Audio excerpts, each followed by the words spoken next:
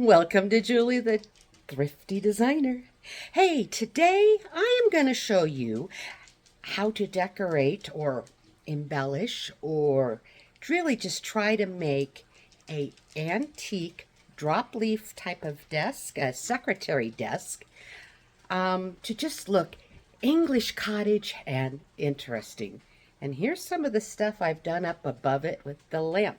So stay tuned and see what I am making this old-fashioned English desk look like. It's Victorian, I do believe.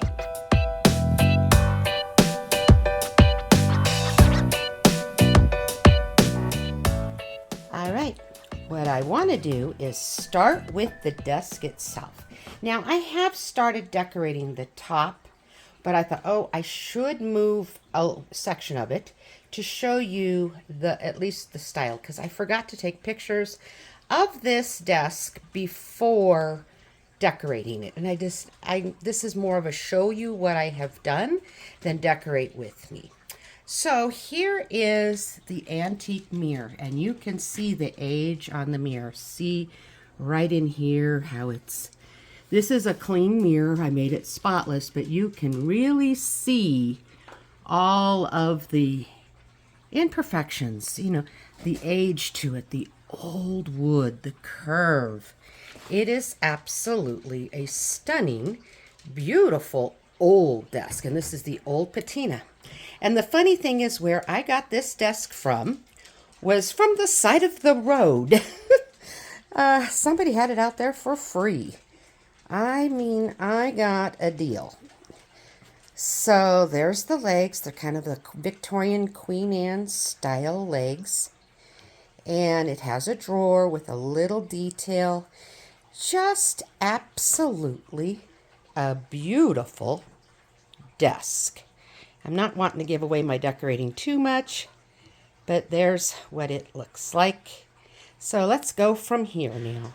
So up above it and behind it, I have my antique lamps. And these are from like the 1920s. And so now they would be officially an antique. Antiques are 100 plus years old, and vintage is from basically the, 80s and back to that point.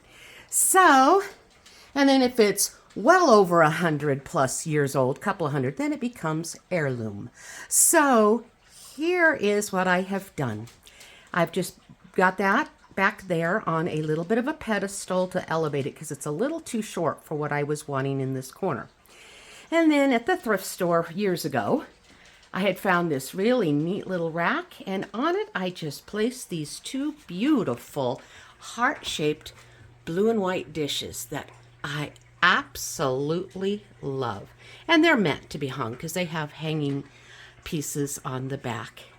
And then on this side, because it is still winter, but I found these beautiful blue and white winter themed plates at the thrift store. I only paid like $1.50 for each of them. And they also somebody had already put a hanger on them as well.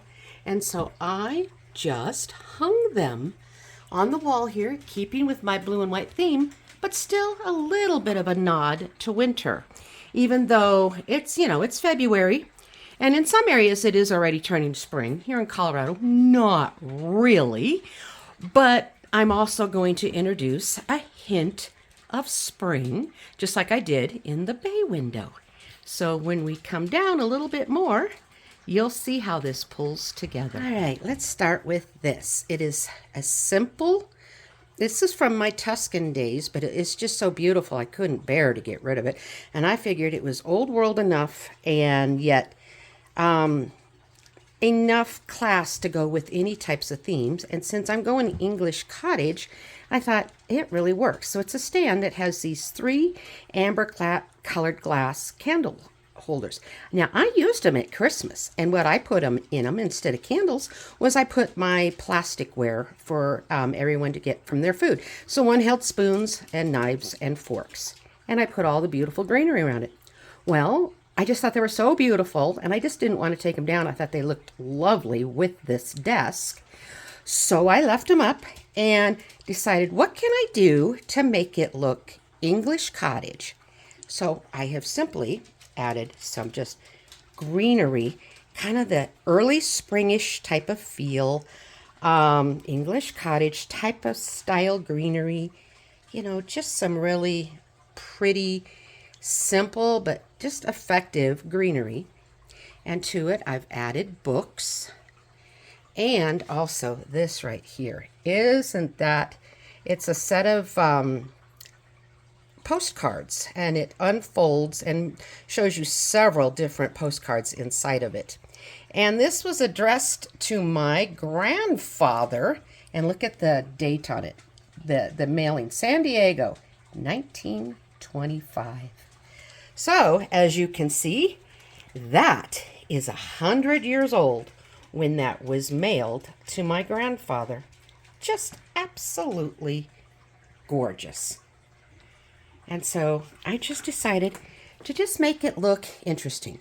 So now I will show you what I'm putting in this corner since I removed it so you could see the shape of the desk. This will just be my little small decorate with me is all I'm going to do. But I just stacked some simply. You can use whatever books you have, but I chose my Bibles because I have plenty of them, and they were black, and so they help to ground the feeling here on the corner of this desk. And now, on top of the books, I just have a simple basket with a lid. And I just put some blue, pink, and yellow and greenery with the flowers in it to bring in that little pop of spring, yet we still have the nod to winter because that is this time of year, but it's not overpowering at all the too much spring versus winter. It gives an eclectic look. It's my English cottage, and I think it has a very interesting feel to it. It's got texture and things to bring your eyes in to really want to look at. Now I'm going to go down and show you the inside of the desk. I also think this takes on a light academia feel, as well as English cottage. So I've opened the little desk part of the door, and it has its own hinges, and it comes down, and it gives you a writing surface to write your letters, notes, or whatever, and it can be Bible study, whatever you think you'd like to do. So let's just kind of look inside. I've just put a bunch of little treasures, just things that keeps it on that eclectic style, academia look. I mean, just something intriguing, curated over time, kind of as an English cottage would. So let's just start. I have a couple of antique books there. The bottom one for sure is antique. The one above it is vintage. And it's actually a Bible that was given to me when I received Jesus when I was 9 years old. So I hate to say it, but it's 50 years old. And I love it. It is the neatest little Bible. And I would put it in here like this and let you see that it's the Bible. But I kind of thought, the camera's picking it up much better than it really looks. It looks really dark, and that's why I had turned it around for a little bit of brightness. And the book behind it, again, is around 100 years old, and it's just a technical textbook of the day that was my father's. And so I had found this Cherish Yesterday, Dream Tomorrow, and Live for Today. And I just thought, that is good words to live by. So I just stuck it in one of the cubbies. And over on this side, it's really actually just a little scent thing. It has just a nice kind of a spice smell that is just pleasant, but not over perfumey or overly whelming. And I just stuck it in there, so when you open it, you might have a whiff of something that smells nice. And in the cubby below it, and these are antique thrift, the cubbies are built into this desk. They came with it. I just have a family picture, and this one right here. This was me and my late husband and his father back when, I don't know if I had already married my late husband, Steve, or whether we were just engaged, but Look how young. And a goofy face he was making and all that. But I just stuck it in here because I found the picture, and I just think, oh, how sweet, you know, and I just kind of curved it and put it in there just to look at it. And then I have some old antique doorknob here. It literally is just there to add texture and, I don't know, just point of interest, a collection. Again, curated over time. And then I haven't made a cup of tea in there, but it's there. So while you're sitting here, you could make yourself a cup of tea and have yourself, and of course these are from Amazon, but it's to represent what you can do. I just have a simple, beautiful blue and light little saucer plate that you can put a cup of tea on itself, but in this case I chose to use a different mug and put it on a coaster and used it to be able to just put yourself a little whatever you might want to nibble on as you're sitting at your desk. And then I have a Bible here. Now this is a reprint, but it is the 1611 printed originally the way it was printed back when it first came out in 1611. And so in the spelling, the way they did it, the writing, the way it was done, it's just a replica of it. But I thought, what a neat, neat, neat book. So I just stuck it in there. And along with that, well, if you're studying, now you might be using updated books, but I just thought how fitting English feel that was. Some you would have maybe in there you'd have bookmarks, your glasses, pencil, pen, and a little notepad to take notes if you so desired. And then in the shelf just above it, again, I have put a book, another study reference you might, and I have an envelope from a letter that was given to me. And then this, this one is a bittersweet picture for me because you can see I'm the one that's on the right, the taller one with the long brown hair. The one in the middle was my mother, and the one on the left was my sister, who just passed away. You know, it's going on a year in April 24th. And so I had to have them out here. They mean everything to me. It's such a beautiful picture, and I love it so very much. Okay, sorry, I had to kind of back off for a little bit because I felt myself choking up pretty bad. And I needed to compose myself for a few moments. Because I have pictures of, actually, in both of those pictures I've shown you, the only one that's still alive is me. In those, my late husband, my late father-in-law, my late mother, and my late sister. And so when I look in here, it's my bittersweet memories. But enough, I've got to quit crying because that's what I'm doing again.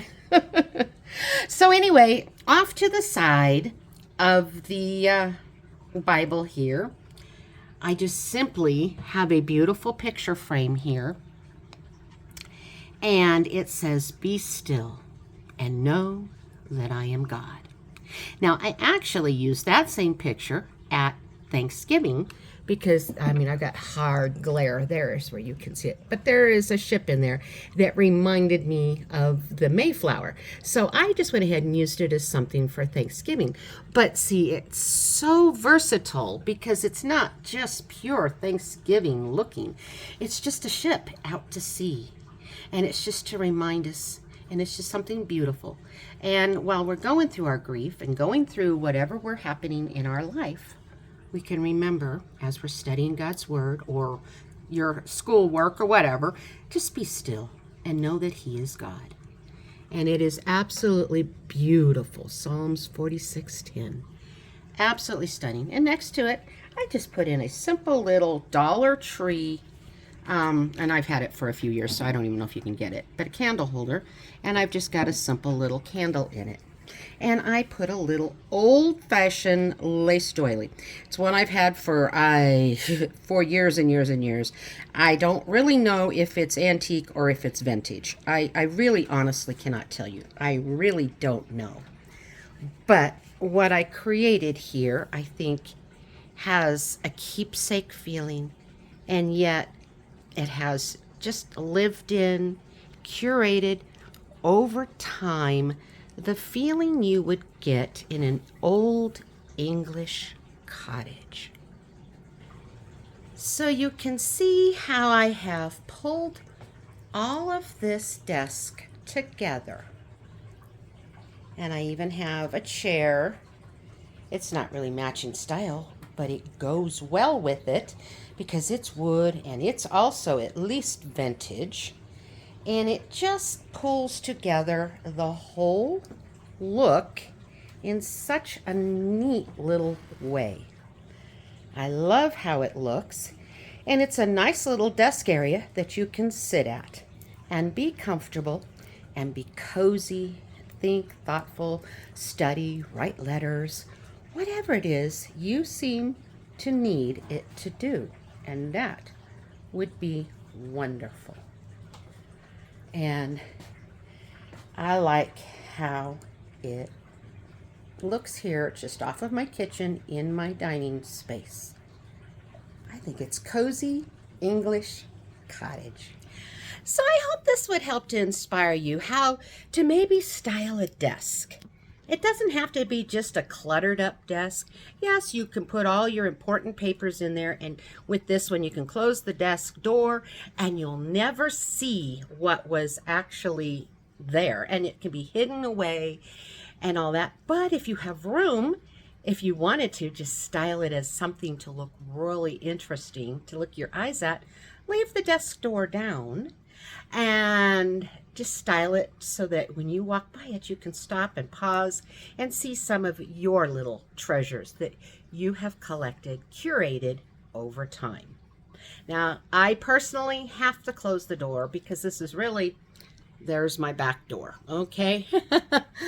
And we have to walk by. And with the dining room table, which is directly in front of me, I have about a foot in front of me. I'm sitting almost under it, filming this with the door down, because you can see I have the door down right now. So I have to keep the door up. But still, when I want to and I have room, I can at least open it, look at it, sit down, study something if I feel so desired. So this is the way I have made, to me, a cozy English cottage nook. You could do this in any part of your house, even in your office. Make your desk and bookcases around it have this type of curated over time type of look, and sit there and just kind of enjoy the moment and see what it does for you. Make it yours. Pick your favorite colors. You know, I'm into the blue and white, and right now seasonally with a little hint of yellow and spring colors and all of that. But I truly do like the blue and white. And it's just my favorite, but you might like purple and orange or yellow. You know, you can put almost any color together that you ever could want. You just need to do it thoughtfully and intentionally. And pay attention to hue values. You don't want to put like a pastel with a neon. They fight with each other. But if you can find a blue and a pink or an orange or a purple within the similar color spectrum, the same hue color, the same type of brightness, you can make any color blend. And just use thoughtful decorations that have an interesting feel to you. So I hope you got something out of this. So thank you so much for watching. Y'all take care, and God bless, and happy decorating, and get cozy with your English cottage, or just cottage, or farmhouse, or French cottage, whatever suits you type of decorating. Have fun, relax, and enjoy. Thanks again for watching. You take care, and God bless.